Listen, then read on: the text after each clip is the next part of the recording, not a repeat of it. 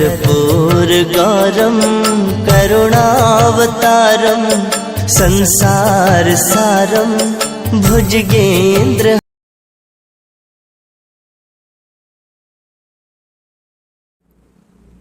जय श्री जगन्नाथ। जय श्री जगन्नाथ। आज गुरु शिष्य चाटाशाला को ओडिशार अगणित छात्र छात्री मान को सुस्वागत अभिनंदन। आज मंगलैला उषा पद्यर अंतिम पर्याय। आज अंतिम पर्याय अष्टम पदरु तार भाव संप्रसारण करने उपस्थित रही आम गणरे आमर शिक्षक श्रीजुक्त निराकर स्वाई सार। मुझे निश्चित धन्यवाद देवी अष्टम पदरु आरंभ करने कहीं सप्तम पदरे माँ जानकी उषांकर पदवंदना कर कोमल पदरु ज्योति निर्गत होउछि एवं से शुभ संपादिनी हेबापई अनुरोध करिसथि रघुवंशी अर्थात राम लक्ष्मण भरत शत्रुघ्नंकर से शुभ संपादिनी हेबापई निश्चित भाव से निवेदन रखिछन्ति एवं तार परवर्ती पद आमे जिबा अष्टम पदरु उत्सुक हृदय रात्रि। उत्सुक हृदय रात्रि शेषरे आश्रम धात्री तमसा निर्मल गात्री पवित्र धारा प्रांगणे कुसुम बिंचे सुभाषित निरसिंचे मंगल प्रदीप रची प्रभाती तारा मुहुर्मुहुर्मिन नयने मुहुर्मुहुर्मिन नयने चाहुथिला सीता सती शुभागमने। उत्सुक अर्थात व्यग्र उत्कंठा व्याकुल आग्रह शब्दार्थ। रात्रि शेष उत्सुक हृदय रे रात्रि शेष रे आश्रम धात्री अर्थात आश्रम धात्री कुहा जाइछि तमसा नदी को कारण से ता तट देश रे आश्रम को धारण करिछि तेणु आश्रम धात्री बोली कुहाइछि काको तमसा नदी। तेणु उत्सुक हृदय रे अर्थ व्यग्र रे व्याकुल रे से उत्कंठार सहित रात्रि शेष रे तमसा नदी कूल को जीवा पई रहिचंती। तमसार को वर्णना करुचंती कवि जे तमसा निर्मल गात्री। गात्र अर्थ शरीर। आजिकाली आम नदी मान को देखिले सेमानंकर उदर आबिल अर्थात पंकिल आवर्जनामय पुतिगंधमय होती किंतु भाई आम पिला दिने आम देखीचे नदी केते स्वच्छ सुंदर सुशीतल शीतल थिला। तेणु से समय जेहेतु वाल्मीकि आश्रम रही जंगल रे ताहा वनभूमि भितर सेठी नर चहल गहल चहल नाई लोकालय नाई आवर्जना नाई पुणी सेते बेले लोक माने नदी को माँ बोली कहूले। नदी मातृकार देश ये आमर तेणु नदी हूँ माँ से हिसाब से लोक पूजा करुले। तेणु तमसा को निर्मल गात्री बोली कह जार गात्र अर्थात शरीर काया कलेबर ये सबू तार प्रतिशब्द गात्र तार शरीर हूँ अति पवित्र एवं धारा मध्य पवित्र धारा अर्थ स्वच्छ सुशीतल निर्मल जलराशि प्रवाहित होची। ये केमिति करिछि ना जेपरि उषा जानकी को दर्शन करिया पई समीर संगीत गाई आनिथिले समीर को से संगीत गान करुथिला सब पटुआर सजैथिले।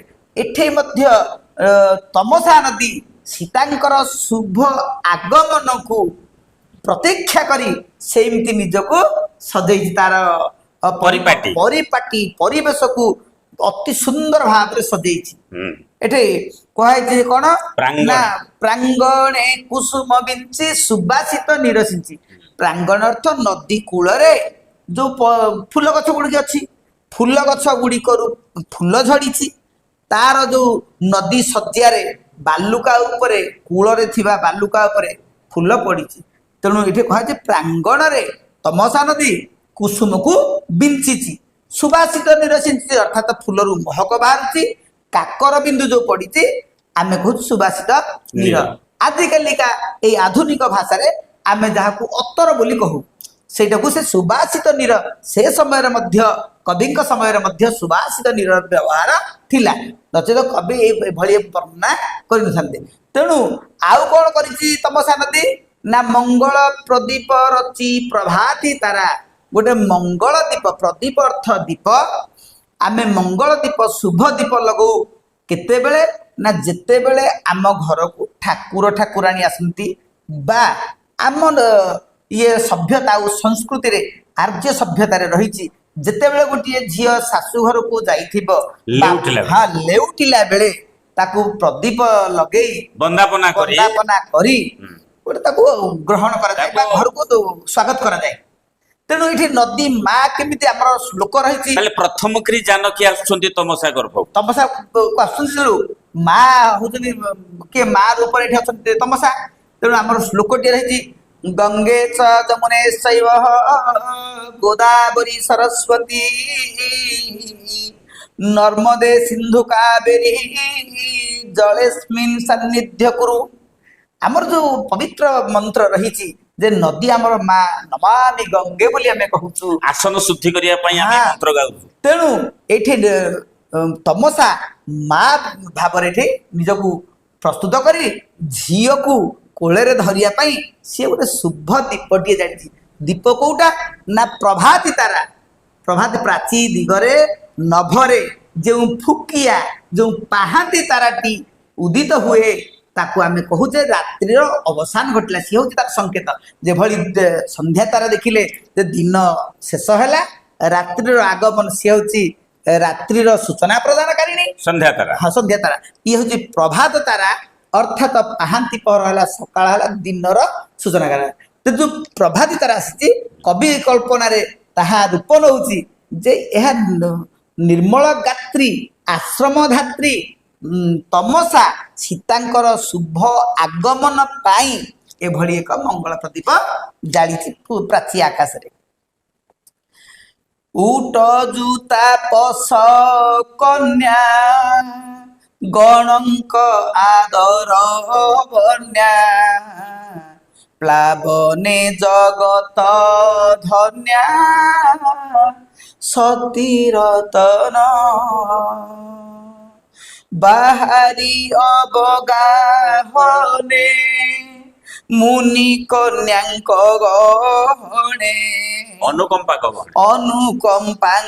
ଗହଣେ ତମସାଧାର ବହନେ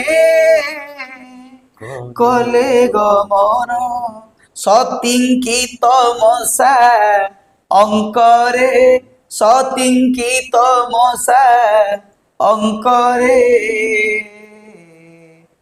ଘେନି ସ୍ନେহে ଆଲିଙ୍ଗିଲା ତରଙ୍ଗ କରେ। ତାହେଲେ ମଙ୍ଗଳ ପ୍ରଦୀପ ରଚନା କରି ଦେଇଛନ୍ତି।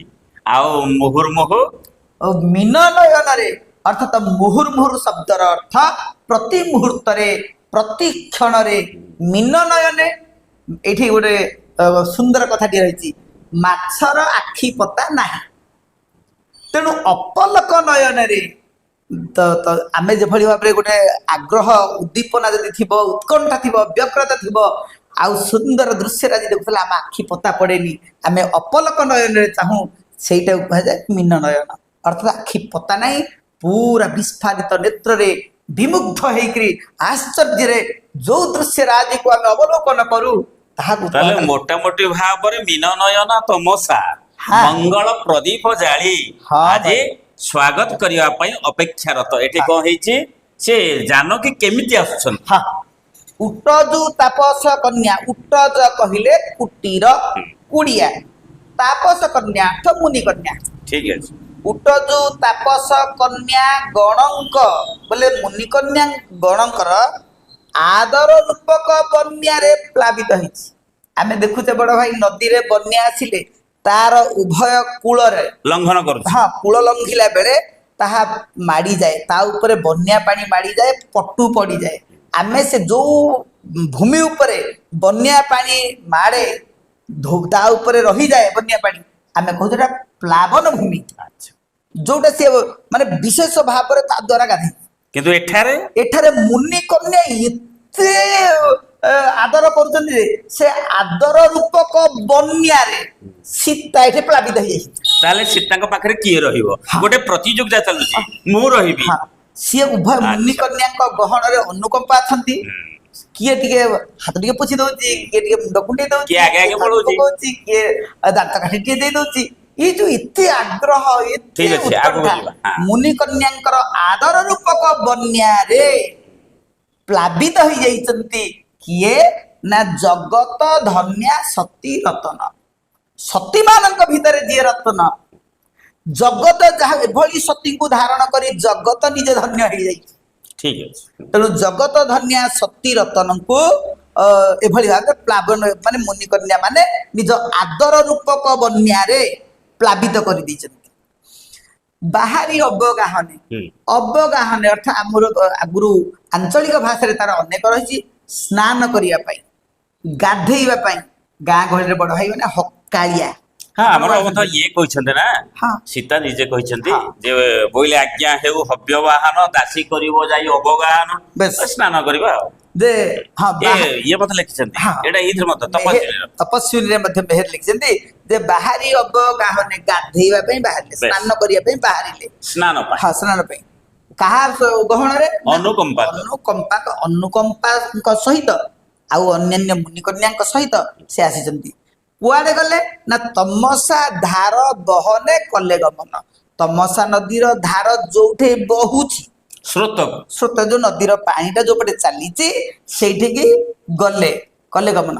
ସତୀଙ୍କି ତମସା ଅଙ୍କରେ, ଏଇ ସୀତା ସତୀଙ୍କୁ ତମସା ଅର୍ଥ ମା, ନଦୀ ମା, ଅଙ୍କରେ, ଅଙ୍କ ଅର୍ଥ ଆମେ ଜାଣିଛେ ସଂଖ୍ୟା, ଏଠି ଅଙ୍କ ଅର୍ଥ କୋଳ।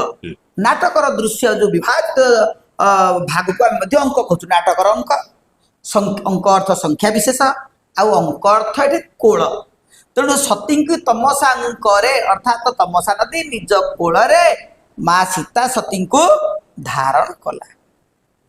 ଆଲିଙ୍ଗନ କଲା କଣ ନା ଅଙ୍କରେ ଘେନି, ବୋଲେ କୋଳରେ ଧରି ଘେନି ସ୍ନେହେ ଆଲିଙ୍ଗିଲା ତରଙ୍ଗ, ତରଙ୍ଗ ରୂପକ କର, ଏଟା ରୂପକ କର୍ମଧାରୟ ସମାସ। ତରଙ୍ଗ ରୂପକ କରରେ ସେ ସୀତା ସତୀଙ୍କୁ ଆଲିଙ୍ଗନ କଲା, ଅର୍ଥାତ ସୀତାଙ୍କର ସ୍ନାନ ହେଲା। ହଁ, ଯେତେବେଳେ ସେ ବସି ପଡିଲେ ଧାରରେ, ତାଙ୍କ ଦେହ ଯାକ ପାଣି ଆବୋରି ହେଇକି ରହିଗଲା। ତରଙ୍ଗ ତାଙ୍କ ଦେହରେ ମାଡ଼ ହେଲା, ନଦୀର ଯୋଉ ଛୋଟ ଛୋଟ ତରଙ୍ଗ। ତେଣୁ କବି କଳ୍ପନା ହଉଛି ଏଠି ଯେ ତରଙ୍ଗ କରିଲେ ସେ ତାକୁ ଜାବୁଡି ଧରିଲେ। ଅମୃତ ମଧୁର ସ୍ୱରେ ଭାସିଲା ପରିତୋଷରେ, ମାଗୋ ମୋ ମାନସରେ ନଥିଲା ଆଶା, କରିବ ଅଙ୍କେ ବିହାର, ରାଜଲକ୍ଷ୍ମୀ ହୃଦହାର, ସୀତା କରି ପରିହାର, ଭୋଗ ପିପାସା, ଭାଗ୍ୟବତୀ ମୋତେ ସଂସାରେ, ଭାଗ୍ୟବତୀ ମୋତେ ସଂସାରେ, ବୋଲିବେ ତ ଯୋଗୁଁ ଏକା ପର ସଂସାରେ। ଏଠି କହିଲେ ଅମୃତ ମଧୁର ସ୍ୱରେ, ଅର୍ଥାତ ଆମେ ଦେଖୁ ନଚାଖିକି ମିଠା କୋଉଟା? ଅମୃତ। ଦେଖନ୍ତୁ ଆମେ ଜୀବନରେ କେହି ବି ଅମୃତ ଚାଖିନେ, କିନ୍ତୁ ଖାଦ୍ୟଟା କେହି ଦେଲା ନ ଦେଖି ସୁନ୍ଦର କନ୍ଦର୍ପ, କନ୍ଦର୍ପ ପୁଅଟା କେମିତି କନ୍ଦର୍ପ, ସତେ ଯେମିତି ଆମେ କନ୍ଦର୍ପକୁ ଦେଖିଛୁ। ତେଣୁ ନ ଦେଖିକି ସୁନ୍ଦର କନ୍ଦର୍ପ, ନ ଚାଖିକି ମିଠା ଅମୃତ। ତେଣୁ ଏଇଠି ଆମର ଶାସ୍ତ୍ର ପୁରାଣ ଲୋକ ଚଳଣିରେ, ଲୋକ କଥାରେ, ଏହା ଆମ ଶିରା ପ୍ରଶିରାରେ ରକ୍ତ ଭଳି ଏ ଶବ୍ଦ ମିଳେଇ ଯାଇଛି। ତେଣୁ କହିଲେ ଅମୃତ ମଧୁର ସ୍ୱରେ, ଅତି ମିଠାରେ, ଅତି ମଧୁର ସ୍ୱରରେ ତମସା ଜନନୀ ତମସା ମା ନଦୀ ମା କହୁଛି ଭାସିଲା ପରିତୋଷରେ, ପରିତୋଷର ଅର୍ଥ ଆତ୍ମତୃପ୍ତିରେ, ଅତି ଆନନ୍ଦରେ, ଅତି ସନ୍ତୋଷରେ। ଆଗ୍ରହରେ, ଅତି ସନ୍ତୋଷରେ ଭାସିଲେ ବୋଲେ କହିଲେ। ଭାସିଲେ। ଭାସିଲା ଯଦି ଦନ୍ତ୍ୟସ ହେଇଯିବ ଅର୍ଥାତ ଭାସିଯିବା, ଜଳରେ ଭାସିଯିବା। ହୁଁ। ଏଇ ଭାସିବା ଅର୍ଥ କହିବା। ମା ଗୋ ମା ଗୋ ସୀତାକୁ କହୁଛି ମା ଲୋ, ମୋ ମାନସରେ ନଥିଲା ଆଶା, ବୋଲେ ମୋ ମନରେ ଆଶା ନଥିଲା ମୁଁ ଭାବିନଥିଲି ଯେ ତତେ ଏମିତି ଦିନେ କୋଳରେ ଧାରଣ କରି କରିବି ବୋଲି, ଏଇ କଥାଟା ମୋ ଆଶାରେ ନଥିଲା। ନଥିଲା। କରିବ ଅଙ୍କେ ବିହାର, ମୋ କୋଳରେ ଆସିକି ମୋ ଝିଅ ରହିବ, ବୁଲିବ, ଏଠି ବିଚରଣ କରିବ, ଏଇ ଆଶା ନଥିଲା। କାହିଁକି ନା ଯିଏ ଅଯୋଧ୍ୟାର ରାଜଲକ୍ଷ୍ମୀ, ଯିଏ ସମସ୍ତଙ୍କ ହୃଦୟର ହାର, ସେଇଭଳିଆ ସୀତା ଭୋଗ ପିପାସାକୁ ପରିହାର କରି, ପରିତ୍ୟାଗ କରି, ସମସ୍ତ ରାଜକୀୟ ମର୍ଯ୍ୟାଦା ସୁବିଧା ସୁଯୋଗ ଐଶ୍ୱର୍ଯ୍ୟକୁ ତ୍ୟାଗ କରି ଜଙ୍ଗଲକୁ ଆସିକି ମୋ କୋଳରେ ବିହାର କରିବ, ଏ କଥା କିଏ କଣ ସ୍ୱପ୍ନରେ ଭାବିଛି ନା ମୁଁ ଭାବିଦେବି? ଏ କଥା ମୋ ମନରେ ଆଶା ଏ ନଥିଲା। ସଂସାରରେ ଆଜି ଯେହେତୁ ଦୈବ ଯୋଗେ ସେ ଘଟଣା ଘଟିଛି, ମୋ ମାତୃ ହୃଦୟ ଆଜି ଧନ୍ୟ ହେଇଯାଏ। ଧନ୍ୟ ହେଇଯାଇଛି। ଯେ କଣ କହିଛନ୍ତି ତମସା କବିଙ୍କ ଭାଷାରେ ନା ସତୀଙ୍କି ଭାଗ୍ୟବତୀ ମୋତେ ସଂସାରେ ବୋଲିବେ ତୋ ଯୋଗୁ ଏକା ପର ସଂସାରେ, ପର ସଂସାର ବୋଲେ ପ୍ରଶଂସାରେ। ମାଲ ତୁ ଆସିକି ଯୁଗ ଯୁଗ ପାଇଁ କହିବେ ଲୋକ ଚନ୍ଦ୍ର ସୂର୍ଯ୍ୟ ଥିବା ପର୍ଯ୍ୟନ୍ତ ଯେ ଏଇ ତମସା ନଦୀ କୁଆଡେ ତତେ ସୀତା କୋଳରେ ଧରିଥିଲା, ତେଣୁ ତୋ ଯୋଗୁ ମୁଁ ମଧ୍ୟ ଧନ୍ୟ ଆଉ ହେଲି। ଯେତେବେଳେ କାବ୍ୟକାର ହଁ। କବି ମାନେ ହଁ। ରାମାୟଣ ଚର୍ଚ୍ଚା କରିବେ, ରାମାୟଣ ଲେଖିବେ, ଆଲୋଚନା କରିବେ, ମୋ କଥା ମଧ୍ୟ ଚର୍ଚ୍ଚା ହବ। ଶ୍ରୋତା ମୁଁ ମଧ୍ୟ ଶୁଣିବ। ତମ ଯୋଗୁ, ସୀତାଙ୍କ ଯୋଗୁ ମୁଁ ମଧ୍ୟ ଚର୍ଚ୍ଚିତ, ଚର୍ଚ୍ଚାର ପରିସର ଭିତରକୁ ଆସିବି। ଗୋଟେ ଚରିତ୍ର ବା ଗୋଟେ କାହାଣୀ ବନେଇଯିବି ଆଉ। ଶ୍ରୋତା ମୋ ବିଷୟରେ କହିବ ତୋ ଯୋଗୁ, ବକ୍ତା ତୋ ବିଷୟରେ କହିବ, ଶ୍ରୋତା ଶୁଣିବ ମୋ ବିଷୟରେ ତୋ ଯୋଗୁ, ବକ୍ତା କହିବ ମୋ ବିଷୟରେ ତୋ ଯୋଗୁ। ହଉ ଧନ୍ୟବାଦ। ନିରାକାରୀ ଅତି ସୁନ୍ଦର ଭାବରେ ତିନୋଟି କାଳାଂଶରେ ମଙ୍ଗଳେଲା ଉଷାକୁ ଅତି ସୁନ୍ଦର ଭାବରେ ବୁଝାଇଛନ୍ତି। ତଥାପି ମୁଁ କେତେ ଗୁଡ଼ିଏ ପ୍ରଶ୍ନ ପଚାରି ପିଲାଙ୍କର ସନ୍ଦେହ ମୋଚନ କରିବାକୁ ମୁଁ ଚାହୁଁଛି, ଠିକ ଆପଣ ଅଛି। ପ୍ରସ୍ତୁତ ରୁହନ୍ତୁ, ହଁ, ସେଗୁଡାକୁ ହଁ, ଉତ୍ତର ଦେବେ। ପଚାର, ପଚାର। ଆଚ୍ଛା ନିରାକାର ଭାଇ, ହଁ। ଜାନକୀକୁ ଦେଖିବା ପାଇଁ କିଏ ଉତ୍କଣ୍ଠିତ? ଜାନକୀଙ୍କୁ ଦେଖିବା ପାଇଁ ପ୍ରଥମେ ଆମର ଥିଲେ କୋଉଠି ନା ସେପଟେ ଥିଲେ ଉଷା। ଉଷା। ଉଷା ଉତ୍କଣ୍ଠ। ଏଠି ଏଠି ତମସା ଉତ୍କଣ୍ଠିତ, ଦି ଜାଗାରେ ଅଛନ୍ତି। ପ୍ରଥମେ ମୁଁ କହିଛି, ପ୍ରଥମେ ଉଷା, ଦ୍ୱିତୀୟରେ ତମସା। ଠିକ ଅଛି। ଆଚ୍ଛା ଅରୁଣ କଷାୟ ବାସର ଅର୍ଥ କଣ? ଅରୁଣ କଷାୟ ବାସର ଅର୍ଥ ଲାଲ ରଙ୍ଗର ପାଟ ଲୁଗା, ଅର୍ଥ ଇସତ ଲାଲ ରଙ୍ଗର ପାଟ ଲୁଗା। ତାହେଲେ ଇସତ ଲାଲ ବର୍ଣ୍ଣ ପରିବୃତା। ହଁ। ଠିକ ଅଛି। ମଙ୍ଗଳେ ଅଇଲା ଉଷା କବିତା କେଉଁ କାବ୍ୟର ଅଂଶ ବିଶେଷ?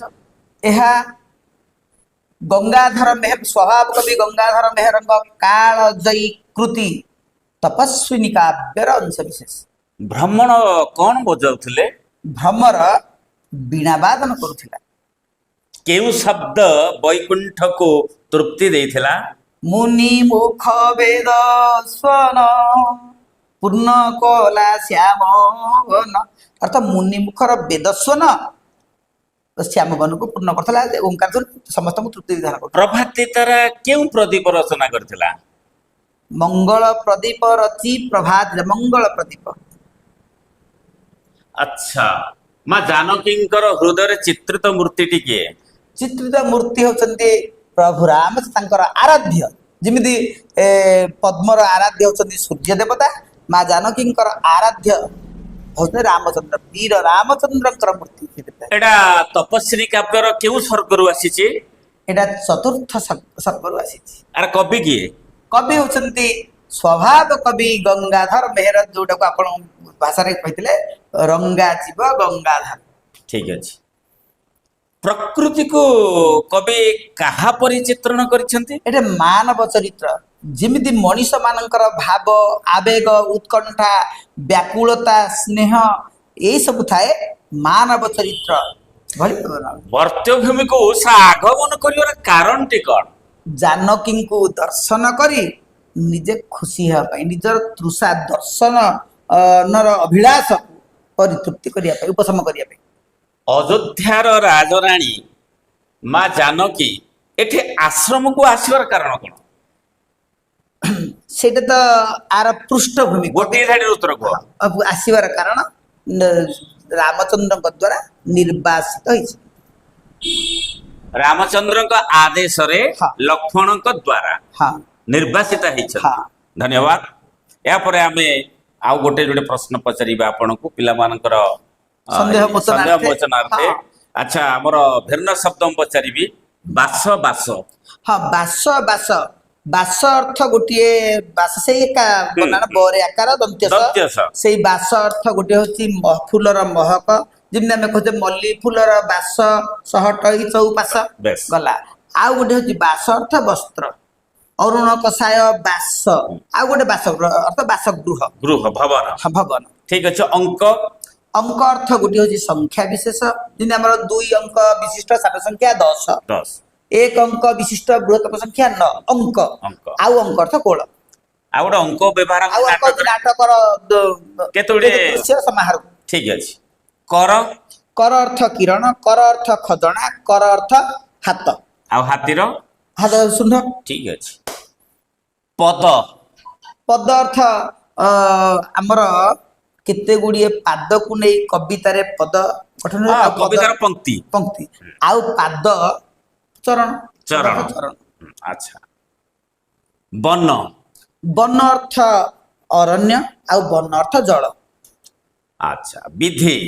ବିଧି ଅର୍ଥ ବ୍ରହ୍ମା ସୃଷ୍ଟିକର୍ତ୍ତା, ଆଉ ବିଧି ଅର୍ଥ ନିୟମ। କାରଣ ଯେ ଗୁରୁବାରେ ପାହାନ୍ତରେ ଉଠିକି ଲକ୍ଷ୍ମୀ ପୂଜା କରିବା ବିଧି ଅଛି, ନିୟମ ଅଛି। ତାହେଲେ ବ୍ରହ୍ମା ବ୍ରହ୍ମା ଗୋଟେ ନିୟମ। ନିୟମ ରୀତି। ଶ୍ରୁତି। ତାଲବେଶର ଫଳ ହର୍ଷ ଶ୍ରୁତି। ଏଠି ଶ୍ରୁତି ଅର୍ଥାତ କର୍ଣ୍ଣ। ଆଉ ବେଦ କହନ୍ତି ଶ୍ରୁତି କି? ହଁ ଶ୍ରୁତି ଶ୍ରୁତି କାରଣ ବେଦର ଅନ୍ୟ ନାମ ଶ୍ରୁତି। ହଁ କାରଣ ତାର ଶ୍ଲୋକ ଗୁଡିକ କିଏ କେବେ ରଚନା କରିଥିଲେ ତାର ବେଶୀ ଠିକ ପ୍ରମାଣ ଠିକଣା ନାହିଁ। ନାହିଁ। ତେଣୁ ତାକୁ ଲୋକ ଶୁଣି ଶୁଣି ମନେ ରଖିଥିବେ, ତାକୁ ଶ୍ରୁତି କୁହାଯାଏ। ସୁନ୍ଦର କଥା, ସୁନ୍ଦର ଉତ୍ତର। ନିମ୍ନଲିଖିତ ଶବ୍ଦ ଗୁଡ଼ିକର 3 ଲେଖେ ପ୍ରତି ଶବ୍ଦ ଆପଣ ମାନେ କହିବେ। ହଁ। କୁହନ୍ତୁ। କୁସୁମ। ଫୁଲ, ପ୍ରସୂନ, ସୁମନ। ପୁଷ୍ପ, ସୁମନ, ପ୍ରସୂନ। କୁସୁମ, ପ୍ରସୂନ। ଠିକ ଅଛି। ରାଜୀବ। ପଦ୍ମ, ନଳିନୀ, ଅମ୍ବୁଜ, ବାରିଜ, ନୀରଜ, ସରୋଜ। ଅବ୍ଜ ହବ କି? ହଁ ଅବ୍ଜ। କଞ୍ଜ ହବ କି? କଞ୍ଜ ହବ। ଧନ୍ୟବାଦ। ନୀର। ନୀର ଜଳ, ପାଣି, ପୟ। ତୋୟ ସଲିଳ। ପୟ ଆଉ କିଛି ତ ଠିକ ଅଛି। ରାତ୍ରି। ରାତ୍ରି ବିଭାବରୀ, ହଁ। ଯାମିନୀ, ଯାମିନୀ। ଆଉ ହୁଁ। ଇଏ ସର୍ବରୀ। ସର୍ବରୀ। ହଁ ସର୍ବରୀ। ଠିକ ଅଛି। ସର୍ବରୀ ସୁନ୍ଦର। ସର୍ବରୀ ଶେଷେ ଅରଣ୍ୟକୁ ଯାଇ ହରି ବିଦାରିତ କରି ମତି ପଡିଥାଏ। ଆଚ୍ଛା, ବଢିଆ ବଢିଆ। ଗଗନ।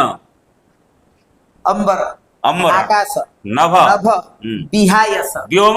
ହଁ ବ୍ଯୋମ, ବ୍ଯୋମ ଯୋଗୁ ବ୍ଯୋମ ଯାନ। ବହୁତ ବହୁତ ସୁନ୍ଦର କଥା ସାର୍ ଆଲୋଚନା କରିଛନ୍ତି। ଆଉ ବର୍ତ୍ତମାନ ଏଇଠି ମୁଁ ଆପଣଙ୍କୁ ଟିକେ ପଚାରିବି, ପିଲାଙ୍କର ଗୋଟେ କ ସ୍ତମ୍ଭ ଖ ସ୍ତମ୍ଭ ଅଛି, ହଠାତ୍ କହିବେ। ହଁ। ସରସ୍ୱତୀ। ବୀଣା ଝଙ୍କାର, ମୁକ୍ତା। ନିହାର, ମୁକ୍ତା ଧରି ଉପହାର, ମୁକ୍ତା ଉଷା। ଉପହାର। ଉଷା, ସୁକୁମାର ଦେହି। ଉଷା ସୁକୁମାର ଦେହି। କୁମ୍ଭାଟୁଆ। ହୋଇ ଭାଟ। ଆଚ୍ଛା। ମଙ୍ଗଳ ପ୍ରଦୀପ। ପ୍ରଭାତୀ ତାରା। ତମସା। ନଦୀ ଧାର, ତମସା ଧାର। ଆଶ୍ରମ ଆଶ୍ରମ ଧାତ୍ରୀ। ଧାତ୍ରୀ। ହଁ ଠିକ ଆଶ୍ରମ ଅଛି, ଧାତ୍ରୀ। ଠିକ ଅଛି। ଆଚ୍ଛା ଠିକ ଅଛି। ରୂପକ କର୍ମଧାରକ ନୁହେଁ କେଉଁଟା? କର ପଲ୍ଲବ, ନିହାର ମୁକ୍ତା, ବୀଣା ଝଙ୍କାର, ତରଙ୍ଗ କର। ଆପଣ କହିଛନ୍ତି। ବୀଣା ଝଙ୍କାରଟା ହବନି, ରୂପକ ଆଉ ସବୁ ଗୁଡା ହବ। ବୀଣା ରୂପକ ଝଙ୍କାର ହବନି, ଆଉ ସବୁ ଗୁଡାକ ହବ। କର ରୂପକ ପଲ୍ଲବ, ନିହାର ରୂପକ ମୁକ୍ତା, ତରଙ୍ଗ ରୂପକ କର। ଏରା ରୂପକ। ପିଲାଟା ଅନେକ ବସିଥିବ ହଁ, ନା। ହଁ, ନା ସାର୍ କଣ କହୁଛନ୍ତି? ହଁ, ହଁ। ଅତି ସୁନ୍ଦର ଭାବରେ ଆପଣ ତାର ଭାବାର୍ଥକୁ ବର୍ଣ୍ଣନା କରିଛନ୍ତି। ଶବ୍ଦର ଅର୍ଥକୁ ଯେତିକି ଗୁରୁତ୍ୱ ଦେଇଛନ୍ତି, ତାର ଭାବକୁ 3 ଗୁଣ ଆପଣ ଗୁରୁତ୍ୱ ଆରୋପ କରି ଏ ମଙ୍ଗଳେଲା ଉଷାକୁ ଅତି ସୁନ୍ଦର ଭାବରେ 3ଟି କାଳାଂଶରେ ପିଲାଙ୍କ ଆଗରେ ଉପସ୍ଥାପନ କରିଥିବାରୁ ଆପଣଙ୍କୁ ଆମର ଗୁରୁ ଶିଷ୍ୟ ଚାଟଶାଳା ତରଫରୁ ଅନେକ ଅନେକ ସାଧୁବାଦ, ଧନ୍ୟବାଦ। ଆସନ୍ତୁ ଏଇଠି ଆଜିର ପ୍ରୋଗ୍ରାମ ରହି ଅନ୍ୟ ଏକ କବିତାକୁ ଆଗମନ କରିବା। ଜୟ ଶ୍ରୀ ଜଗନ୍ନାଥ। ଜୟ ଶ୍ରୀ ଜଗନ୍ନାଥ।